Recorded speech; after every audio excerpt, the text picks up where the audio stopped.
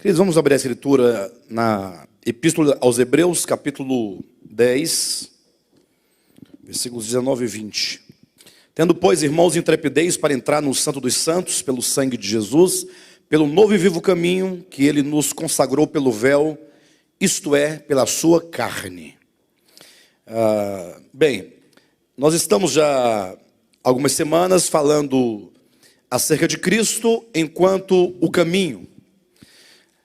Todos nós cristãos, sejam os protestantes, sejam os evangélicos, cristãos em geral, e mesmo os cristãos católicos, todos estão habituados com a mensagem acerca de Cristo enquanto o único caminho que conduz ao Pai. Vocês já ouviram isso, né? O próprio Jesus disse: eu sou o caminho, a verdade e a vida, ninguém vem ao Pai a não ser por mim. Ou seja, se ele diz ninguém vem ao Pai, significa que o homem, ele precisa ir ao Pai. E esse ir ao Pai não é simplesmente um ir, mas é sobretudo um retornar ao Pai.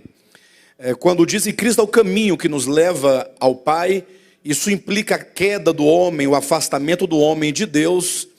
E portanto nós temos gastado aqui algumas semanas apresentando a Cristo enquanto esse caminho, ou procurando compreender o significado deste caminho, que é uma pessoa, que é o próprio Cristo, que nos conduz de volta ao Pai.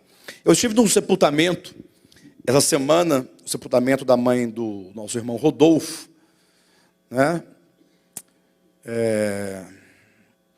E logo após, eu estando lá ouvindo as ministrações, as pessoas ministrando, falando, pastores, né? Geralmente em sepultamento os pastores falam, né?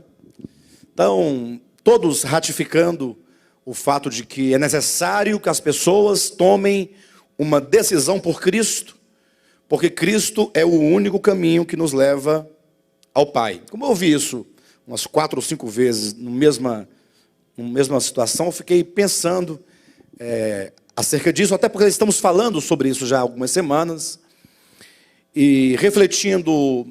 Digamos alguém diga assim: não, eu quero esse caminho que me conduz ao Pai. Efetivamente eu quero esse caminho, o que fazer? Ou seja, de maneira prática, como eu posso seguir esse caminho, ou como eu posso receber esse caminho, como eu posso trilhar esse caminho de volta ao Pai? E aí a resposta, se você fizer essa pergunta, são várias, né? São várias. Geralmente, respostas voltadas para usos e costumes, ou para algum tipo de ritual, seja o batismo ou outra coisa semelhante, ou seja algum tipo de postura que você assume frente a um grupo religioso. Imaginou se Cristo fosse o caminho, e esse caminho fosse conhecido e visto e percorrido tão somente pela igreja evangélica? Não sei se vocês sabem, mas a igreja evangélica, ela tem 110 anos e alguma coisa de existência, porque a igreja, antes de haver a igreja de movimento evangélico, havia somente o movimento de reforma, a igreja reformada e a católica. A igreja reformada tem 500 anos, não é? Desde a reforma protestante, 31 de outubro de 1517, 500 anos. Para trás só a igreja católica, que vai até por volta de 325 da era cristã. E para trás, em todo o tempo antes dela, ou seja, desde os tempos mais remotos da humanidade, e mesmo as nações que estão no outro hemisfério, que ou não ouviram falar do evangelho histórico, ou de alguma maneira a sua tradição, a sua cultura não lhe permitiram conhecer, por esse viés, o Cristo enquanto caminho.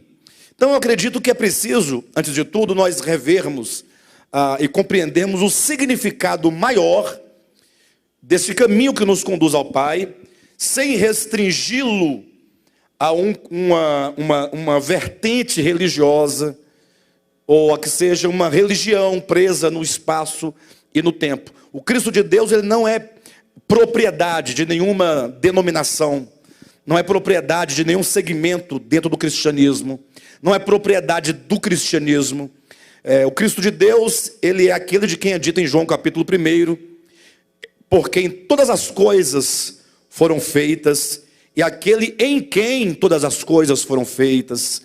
Aquele de quem diz o apóstolo Paulo em Atos 17, o Cristo de Deus é aquele em quem tudo existe, em quem tudo se move nele, tudo existe nele, tudo vive nele.